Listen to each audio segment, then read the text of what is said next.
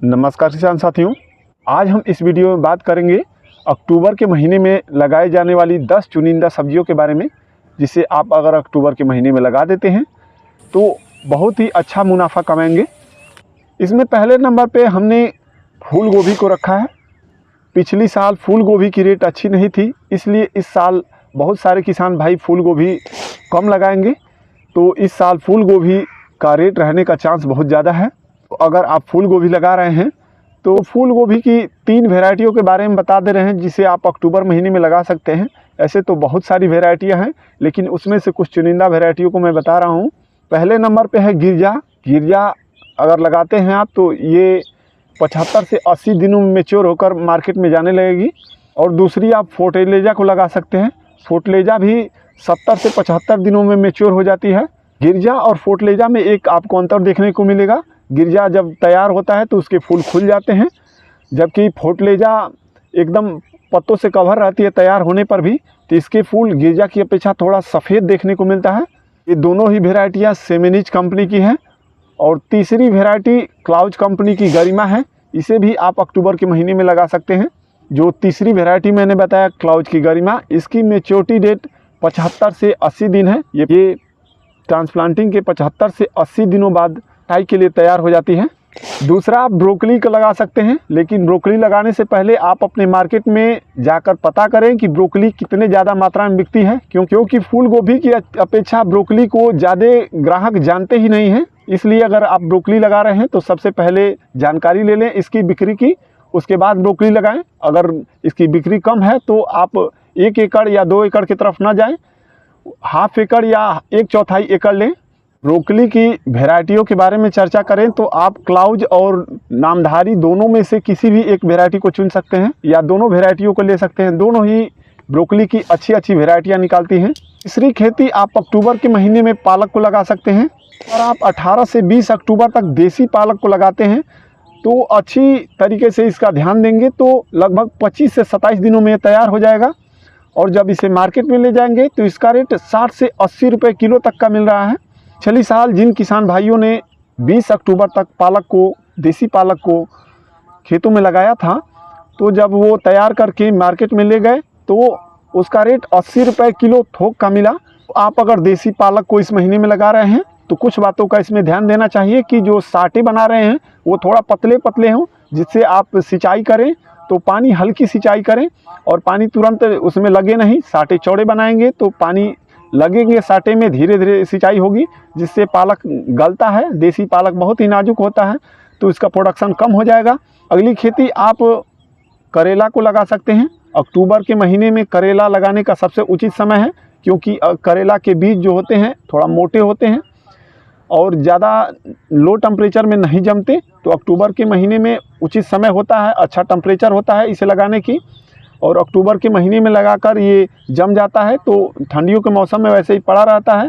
जो ही गर्मी के मौसम आते हैं, फिर मार्च आता है तो मार्च के समय ये प्रोडक्शन देना स्टार्ट हो जाता है। मार्च की एंडिंग में अप्रैल की स्टार्टिंग में निकलना स्टार्ट हो जाएगा। उस समय रेट इसका 30 से 40 रुपये किलो थोक का मिलता है। तो करेला को अक्टूबर के महीने में लगाकर आप अच्छा मुनाफा ले सकते हैं। इसकी कुछ चुनिंदा टॉप वेराइटियों के बारे में बात करें तो आप ईस्ट वेस्ट का 065 हाइब्रिड वेराइटी लगा सकते हैं। दूसरी आप सेजेंटा की अस्मिता या नोनहेम्स का अंबर वेराइटी लगा सकते हैं। ये तीनों ही वेराइटियाँ बहुत ही टॉप क्वालिटी में इस समय चल रही हैं मार्केट में। अगली खेती अक्टूबर के महीने में आप मटर को लगा सकते हैं। मटर लगाते समय आपको सबसे ज़्यादा ध्यान इसमें पाले और उकठा का देना होता है।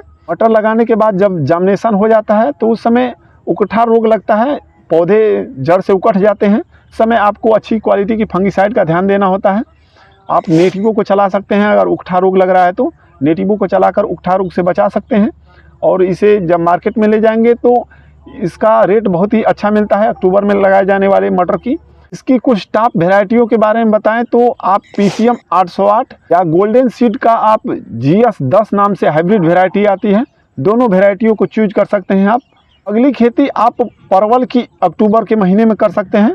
परवल की बात करें तो परवल बहुत ही अच्छा उत्पादन देने वाली और बहुत ही अच्छा पैसे देने वाली सब्जियों में से एक है, क्योंकि इसे जब अक्टूबर के महीने में लगाया जाता है और मार्च से निकलना स्टार्ट होता है, मार्च की एंडिंग से परवल निकलना स्टार्ट होती है और मार्च से आप फिर अक्टूबर तक लगातार इसका प्रोडक्शन ले सकते हैं। इसमें पॉजिटिव पॉइंट यही है कि जब से निकलना स्टार्ट होती है तब से जब तक इसकी कटाई ना हो जाए, हार्वेस्टिंग ना हो जाए लत्तियों की इसकी, तब तक इसका प्रोडक्शन निकलता है। जबकि एक और फ़ायदा इसमें परवल लगाने वाले परवल लगाना छोड़ते नहीं हैं, क्योंकि इसका फल भी बिकता है और लास्ट में आप इसकी लत्तियां बचाते हैं तो लत्तियों का भी बिक्री हो जाता है। दोनों ओर से फ़ायदा है इसकी। आम के आम गुठलियों के दाम।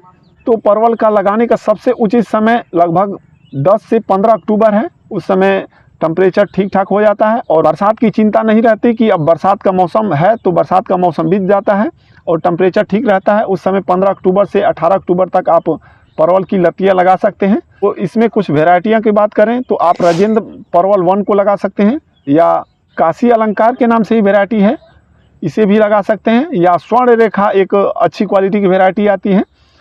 तो इन वेराइटियों को आप चूज करके जो आपको अच्छा लगे, आपके मार्केट के हिसाब से आपकी तरफ जो सबसे बेस्ट लगता हो, तो इन वेराइटियों में से किसी भी वेराइटी को चूज करके लगा सकते हैं।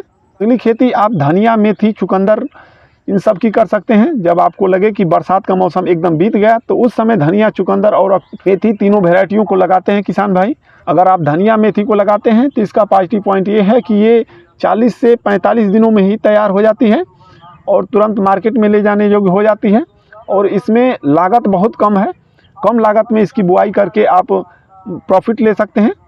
जबकि कुछ सब्जियां हैं जिसमें बहुत ही इसकी अपेक्षा 2 गुनी 3 गुनी लागत लगानी पड़ती है और समय भी ज़्यादा 2-3 महीने लगता है। उसमें उसकी अपेक्षा थोड़ा कम प्रॉफिट है, लेकिन इसका लागत भी बहुत कम है। पॉजिटिव पॉइंट ये भी है इसका।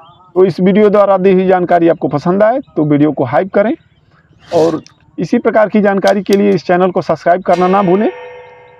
कोई भी क्वेश्चन हो तो आप कमेंट बॉक्स में बेझिझक कमेंट करें। मिलते हैं एक नई वीडियो में नए टॉपिक के साथ। तब तक के लिए जय हिंद किसान भाई।